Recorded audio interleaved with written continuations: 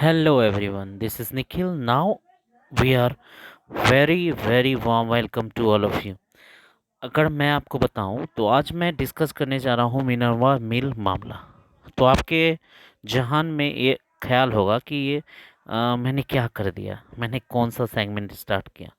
तो ये जो है बस पॉलिटी का सेशन है जो कि आपको पता होना चाहिए। ये काफ़ी इम्पोर्टेंट चेंजेस जो है लेके आया किसके लिए। तो फंडामेंटल जो राइट्स है, फंडामेंटल राइट्स और टीपीएसपी यानी जो संविधान का मूल ढांचा है, बेसिक स्ट्रक्चर है, उसका सुरक्षा के लिए इसको लाया गया था।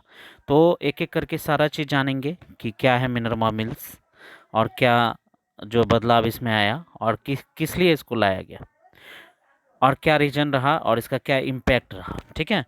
तो भारतीय संविधान इतिहास में अगर हम देखें तो यह एक महत्वपूर्ण जो है मामला है। यह मामला 1980 में भारतीय सर्वोच्च न्यायालय में लड़ा गया और इसे भारतीय संविधान का मूल ढांचा की सुरक्षा के संदर्भ में मील का पत्थर माना गया। ठीक है। इसका पृष्ठभूमि क्या है। मिनर्वा मिल जो है बेंगलुरु में स्थित एक कपड़ा का मिल थी जिसे 1970 में के दशक में केंद्र सरकार ने राष्ट्रीयकरण के तहत अधिकृत किया और इस अधिग्रहण से कंपनी के मालिकों ने न्यायालय में चुनौती दी। अब स्वाभाविक है कोई भी चीज़ आपका प्राइवेटाइजेशन से जो है पब्लिकली मतलब कि सार्वजनिक क्षेत्र में चले जाता है तो राष्ट्रीयकरण हो गया उसका, तो उसमें कुछ इम्पैक्ट तो पड़ता ही है। तो उसमें मालिक चुप क्यों रहेगा। तो मामला जो है संवैधानिक रूप से महत्वपूर्ण बन गया। इसमें से जो है मतलब कि संविधान के अनुच्छेद 31C और 368 की वैधता को चुनौती दी। 368 क्या है और 331 क्या है जानेंगे धीरे धीरे। और जैसे बात करिए 331C संशोधित रूप, अगर आप देखोगे इसे, इस अनुच्छेद में कहा गया है कि अगर कोई कानूनी संविधान के निर्देशक सिद्धांत यानी डायरेक्टिव प्रिंसिपल जो है को लागू करने के लिए बनाया गया है तो उसे मौलिक अधिकार के उल्लंघन के आधार पर चुनौती नहीं दी जा सकती है। तो आप देखिए, आपको ऐसे भी पता है कि मौलिक अधिकार जो है न्यायोचित है, यानी कि उसे आप न्यायालय में जो है लेने के लिए फाइट कर सकते हो। लेकिन जो डायरेक्टिव प्रिंसिपल है यानी नीति निर्देशक सिद्धांत है, इसके लिए आप जो है न्यायालय में मतलब कि फाइट नहीं कर सकते हो लेने के लिए। ये अलग अलग चीज़ है। तो इस तरह से चुनौती दिया। तो अगर 368 की बात की जाए तो 42वें संशोधन के तहत संसद को असीमित शक्ति दी गई थी कि वह संविधान के कोई भी संशोधन कर सकते हैं जिसे न्यायालय में चुनौती नहीं दी जा सकती है। कहने का मतलब है चुनौती देने वाले चीज़ों का संशोधन नहीं किया जा सकता है। जैसे कि आपको फंडामेंटल राइट से रिलेटेड बहुत सारे, जैसे केशवानंद भारती, गोलकनाथ केसेस, बहुत सारे केसेस आए थे। उसमें जो है अलग अलग निर्णय लिया गया था। उससे रिलेटेड एक बार मैं ज़रूर आपको एक जो है टॉपिक अवेलेबल करा दूंगा। परंतु अभी चलते हैं हम लोग टॉपिक पे। आज सर्वोच्च न्यायालय का निर्णय क्या रहा, जैसे कि मूल ढांचा सिद्धांत की पुष्टि। जैसे यहाँ दिया हुआ है, न्यायालय ने कहा कि संविधान का मूल ढांचा संशोधन के बावजूद अपरिवर्तनीय है। यानी कहने का मतलब है लोजदार है। आपको पता है कि यहाँ संशोधन भी होता है, परंतु वैसे ढांचा में संशोधन होता है जो कि किसी भी तरह से मूल ढांचा को क्या करता है, मतलब कि डिमोलिश होने से बचाता है, यानी कि उसको नष्ट नहीं होने देता है। मूल ढांचा में आपको अपरिवर्तनीय संशोधन है। और संसद ने जो कि बताया को संविधान संशोधन का अधिकार है, संसद तो कर ही सकता है 368 के तहत, आपको पता होगा।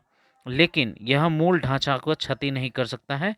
अनुच्छेद 31C संशोधन मतलब कि रद्द किया गया। और जैसे अगर बात किया जाए, जैसे अदालत ने 42वें संशोधन के तहत 42वां संशोधन जो 1976 में आया था, उसको जो रद्द माना गया और जो है इस प्रावधान को असंवैधानिक घोषित किया गया और जो मौलिक अधिकारों का प्रतिबंध लगाता था।